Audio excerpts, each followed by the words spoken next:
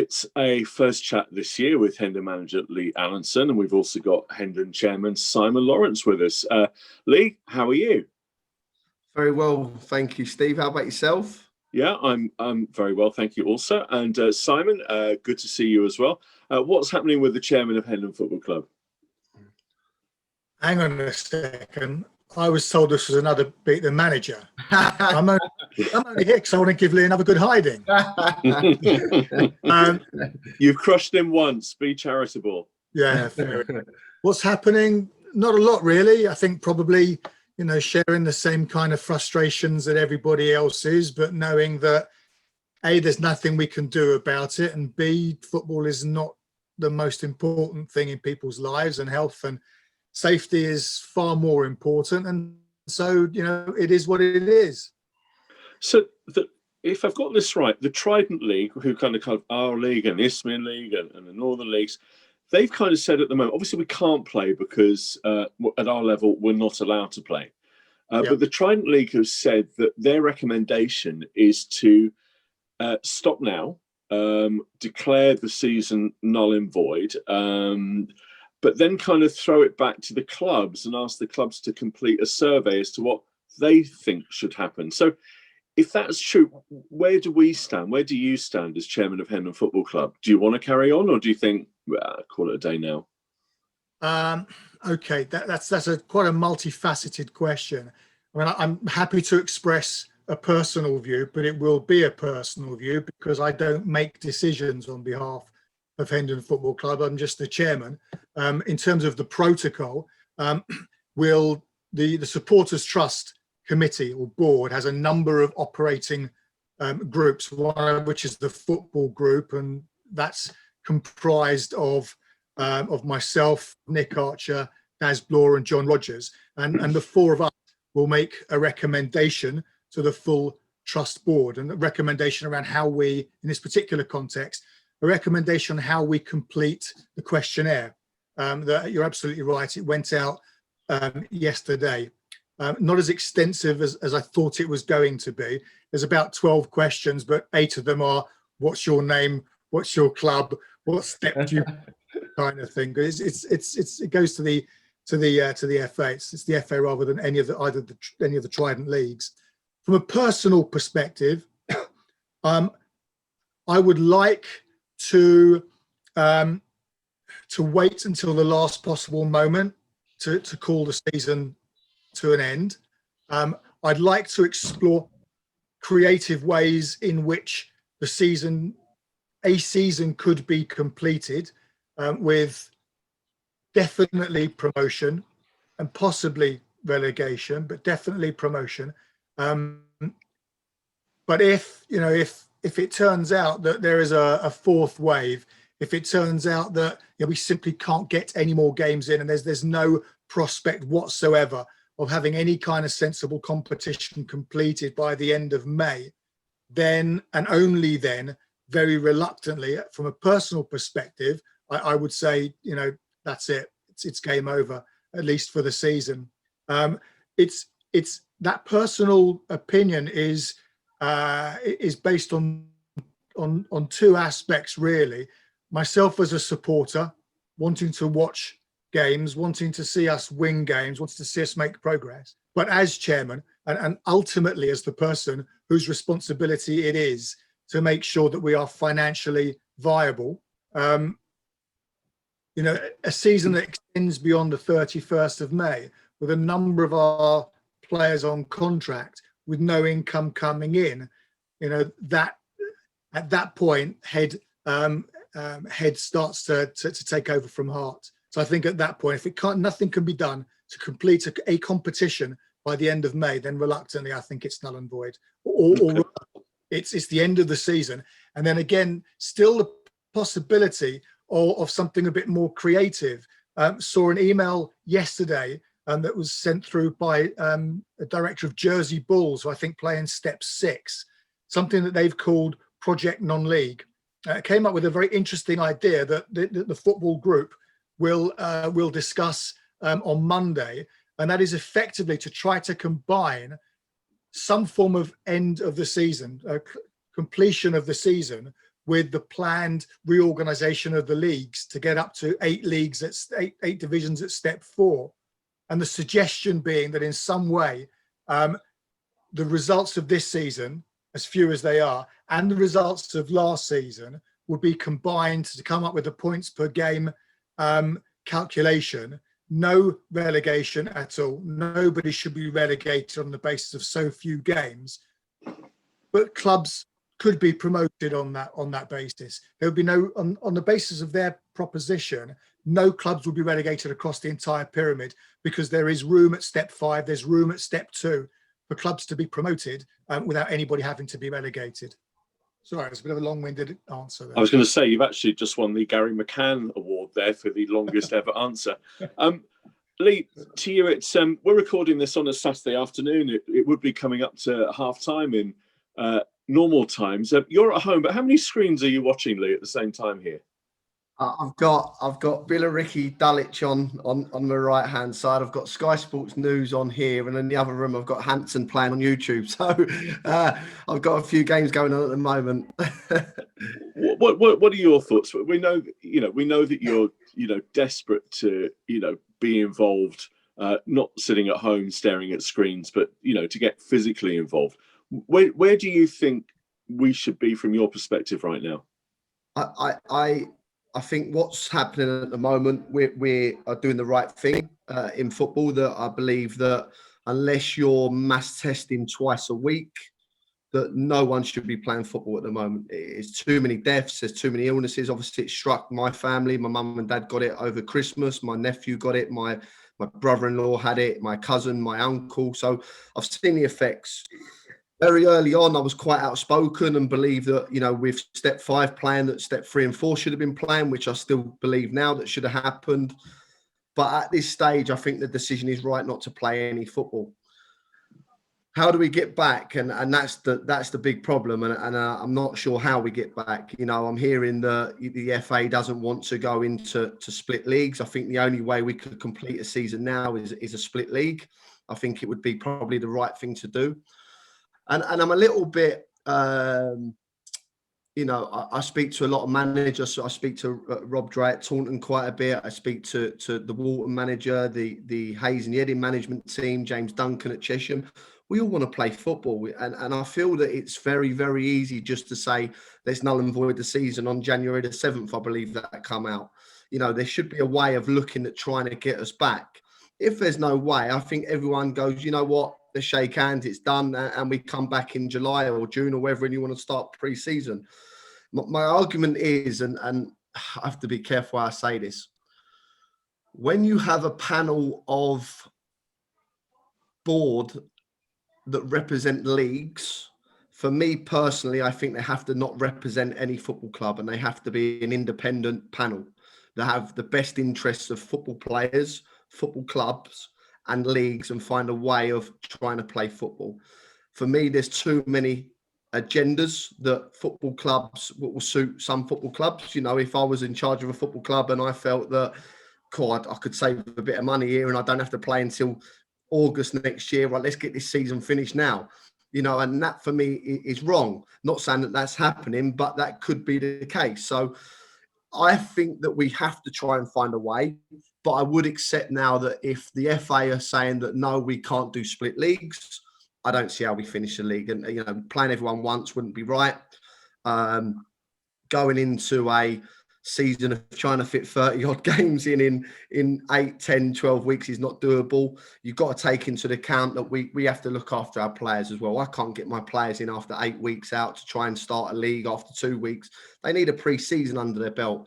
I think you've seen this year, we've spoke about this. We fielded probably twice our full strength side all season because of the injuries and niggles. It was so stop-start.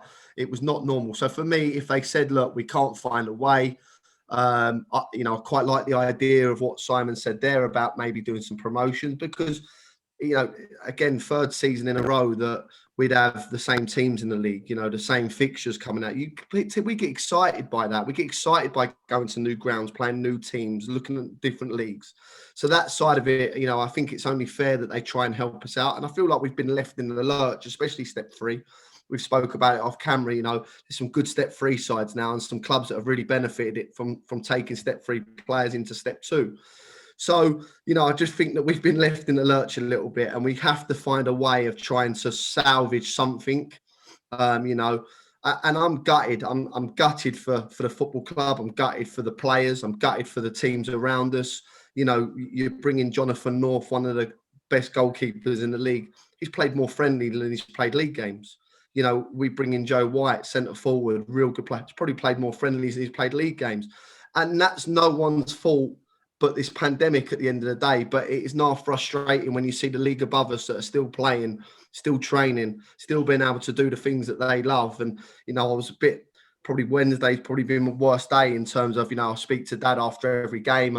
I watched his game on Tuesday night. He's in the car on the way home, and I've given him a call, and he's absolutely buzzing. And talk about miss them days when, you know, I'm driving home with my wife, or driving home with a couple of players on a Tuesday night, and you're talking about the game. You get a good night's sleep after a win.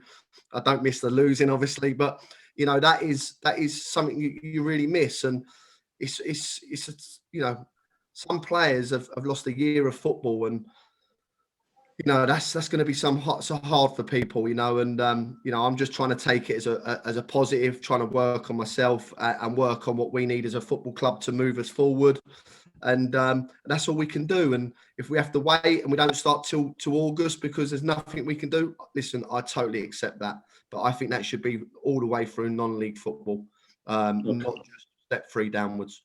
Okay, so I want to come back to you and have a chat about yourself and players in a minute. But Simon, you mentioned and related to kind of finances and stuff. So for us, we're in probably a different position to most clubs, in as much as we don't own our own ground, and you know, kind of income from the bar, etc., isn't something that affects us. But I guess our income could be for next season could be severely affected because you know, everybody's contributed a lot for this season. Have you got some concerns, Simon, about our finances and what we need to do to keep moving forwards?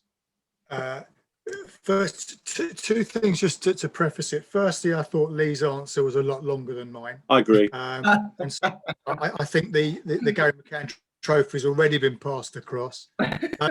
Second thing is, I think you're absolutely right. We don't benefit from bar income or food income, but two things on that. Firstly,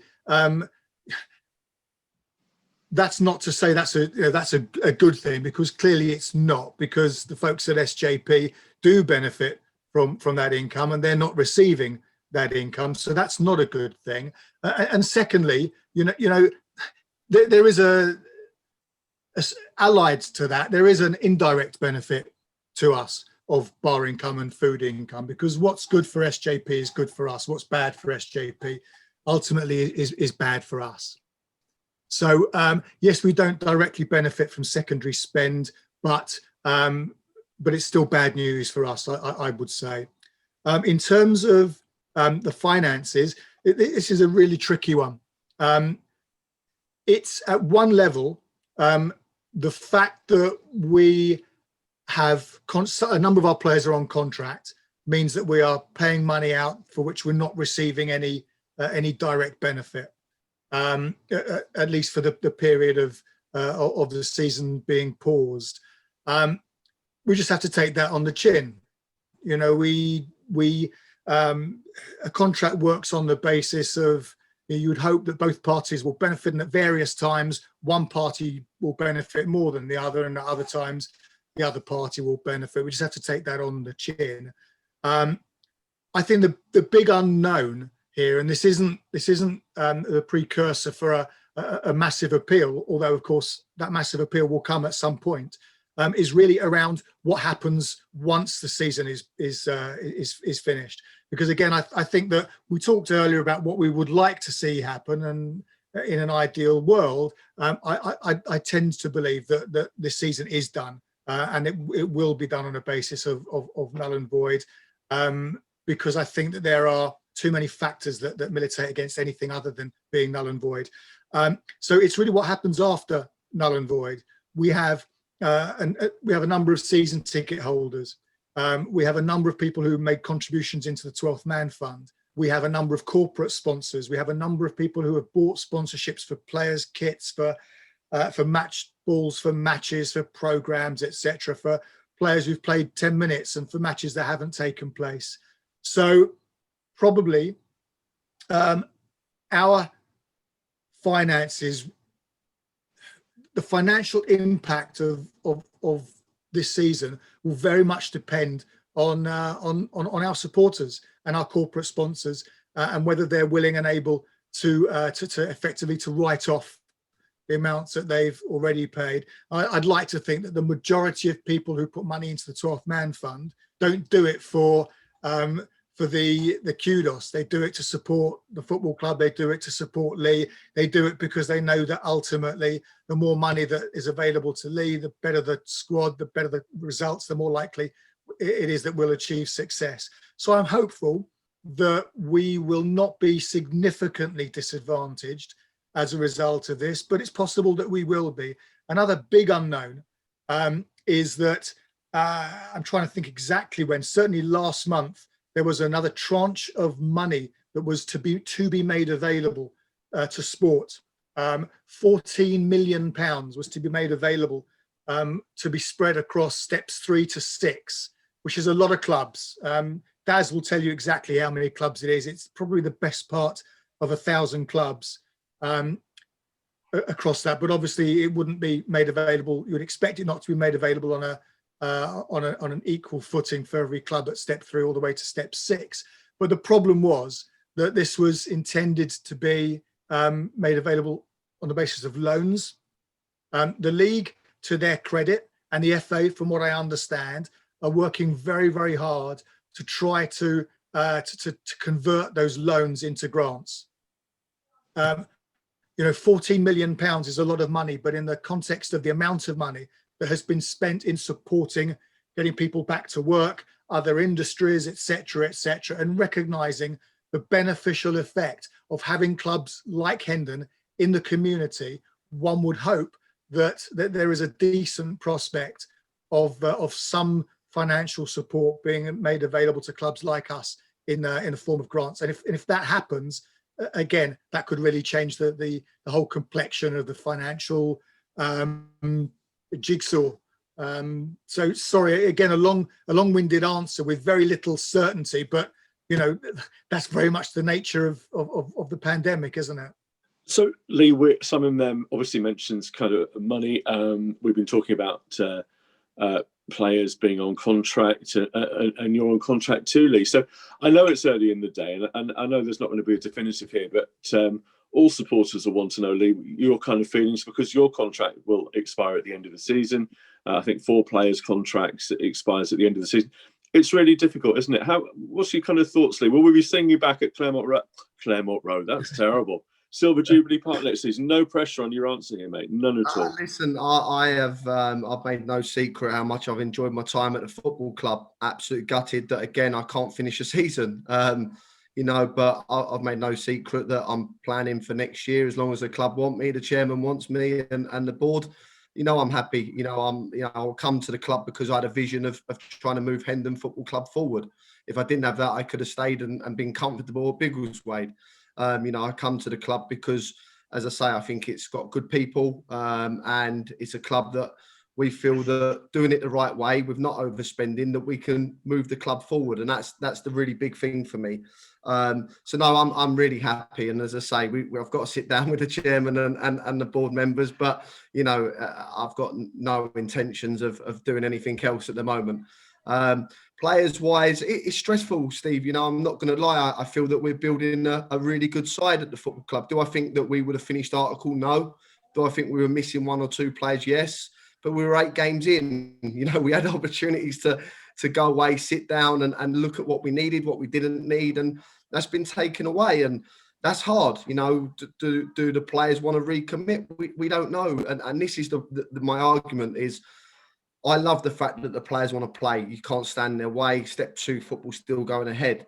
How wrong is it that we've invested time, effort, money, not Hendon, step 3 football, step 4 football, and they've lost some of their best players that they've invested time and effort into to step 2 because they're elite and we're not. And that, for me, doesn't sit right. So we have to be, careful, and we have to work to our means. Simon alluded to it there. We really don't know where we're going to be. I don't think we're the only club that's going to be like that. I think every club in the country from step 3 downwards are going to be in the same boat. You like to think we could get some help, but we don't know. So we've got to take all them factors in. We've got to look at it, and then we've got to go away and speak to the players that we want to keep at the football club. And I had this conversation with the Cheshire manager. It's so difficult because you kind of know what you want when you go into April, May for your next season. We don't know how players are going to come back. We don't know what players are doing elsewhere. We don't know if they're happy at other clubs. You normally get feelers out in May that, are they happy? Do they want away? Have they not played enough games at the team they're at? Are they exceeding the team they're at? Do they want to come to us? It's a very, very difficult, and it's going to be hard work. I've got no doubt that it's going to be a really, really tough summer this year in terms of getting the right players across the line. But we've got some targets, and if it works for us and the club, then that's what we'll be looking to do. So in between the kind of, when we were in the kind of last lockdown leading to the kind of small resumption of play, you were setting, I think, running targets for the players, and you were keeping in touch a lot. Because there was something to look forward to. We thought we would be coming back. Contact with the players now, is there any? What do you do? No, not really. I make sure I get in contact with as many as I can during the week. I spoke to Joe yesterday, and I speak to Sam Corks quite a bit, and just touch base with a few of the boys. The WhatsApp group, to be fair, they were in there last night all talking, which was nice to see. But I can't listen. I've got to just let them be and let them do what they need to do. And, it's wrong of me to start setting tasks and challenges when there's nothing to come back to at the moment. We've got no start date. They can only do a certain amount. I remember in the last lockdown that we were able to do some sessions, and 1 or 2 were able to come in and train. And, we're not at that stage, so we can't do anything like that. So unfortunately, you just got to hope the boys go away and look after themselves. Kyan's had his operation now, and hopefully he'll be fit for the start of next season. But that's all we can do, and sit and wait. As you say, I've never been out without football for more than 2 months, and that's normally in the summer because the season's ended. So it's hard for everyone, and I really do worry about the players, the younger players, the players that have had this taken away from them.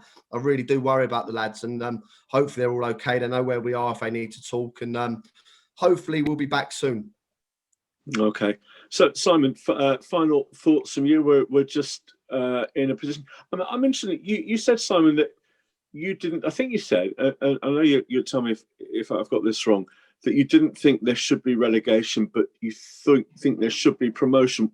Why is that? Why is it okay for clubs doing well to go up, but clubs, performing poorly should stay where they are? And I mean, Dorchester obviously benefited from that at the end of last season. But why is that, Simon, do you think? I think purely because there are, well, for 2 reasons. One, because there are within the pyramid, there are gaps where clubs can be promoted into, whereas there are not so many gaps where clubs can be relegated into.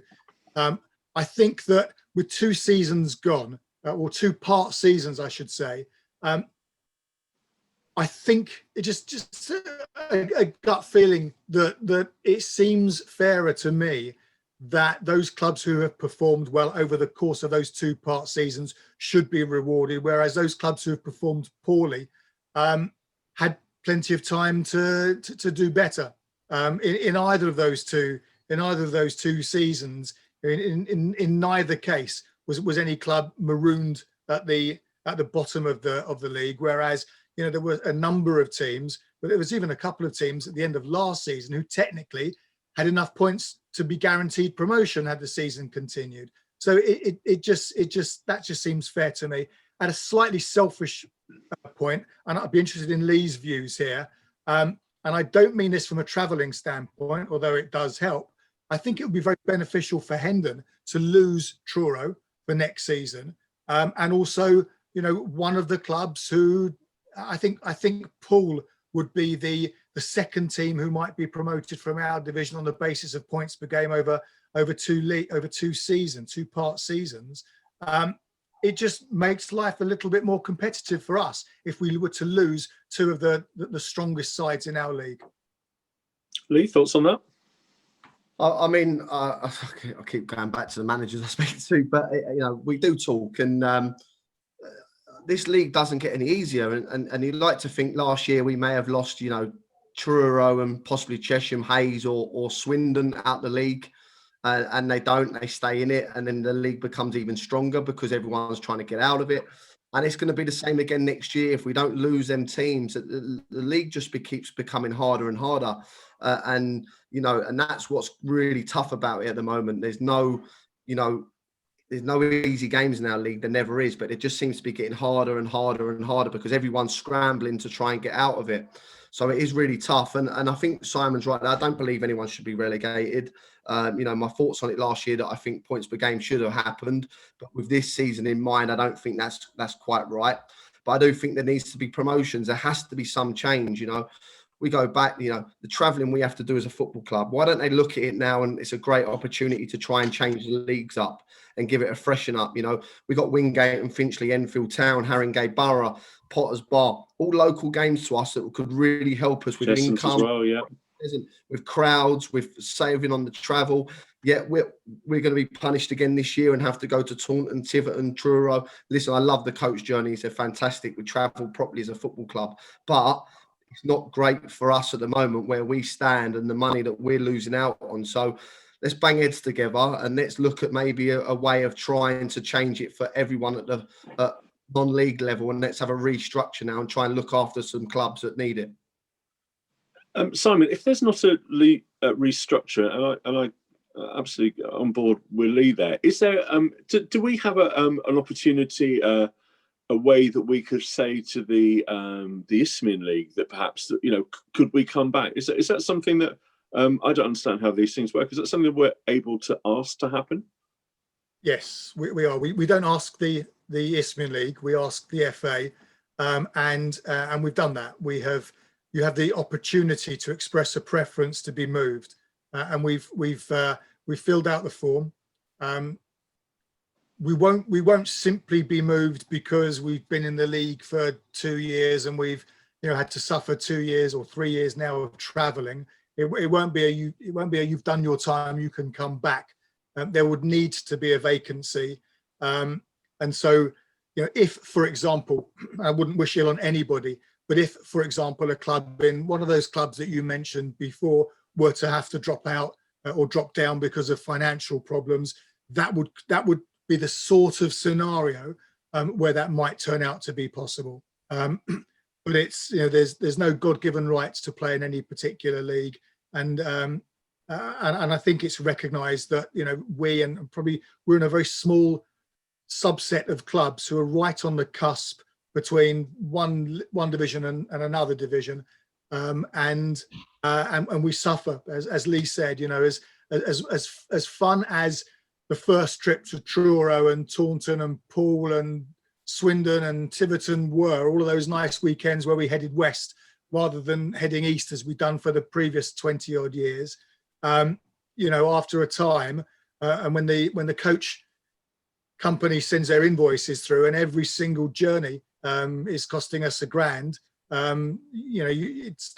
the attraction starts to fade. Okay, so unfortunately, so much of it is revolves around money. But positive side of money, Lee, is that you're going to announce the snowball results, and I think we've got a super snowball, and we've got a couple of others. I'm get them up now. Where are we?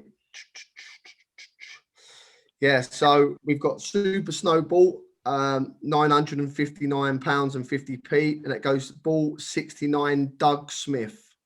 So it's ball 69. Doug. Is that Doug who was on our turnstiles forever, Simon? It is indeed, and I have to say that having told Doug that he's won the prize when he got back on the seat, again he emailed me back to say that he'd like to donate £400 of that back to the club. So fabulous gesture from Doug, and Doug is a very, very long-term supporter.